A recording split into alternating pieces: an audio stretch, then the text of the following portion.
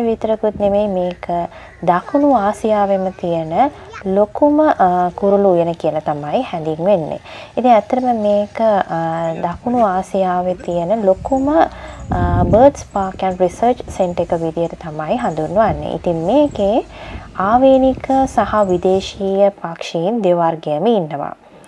ඉතින් ඒ වගේම මේකේ කුරුළු ප්‍රභේද 180කට අධික ප්‍රමාණයක් ඉන්නවා. කුරුල්ලන් 3200ක් වගේ ඉන්නවා. ඒ වගේම මේක හම්බන්තොට අක්කර 35ක පමණ ලොකු භූමි ප්‍රදේශයක තමයි මේ බර්ඩ්ස් පාක් එක පිහිටලා තියෙන්නේ.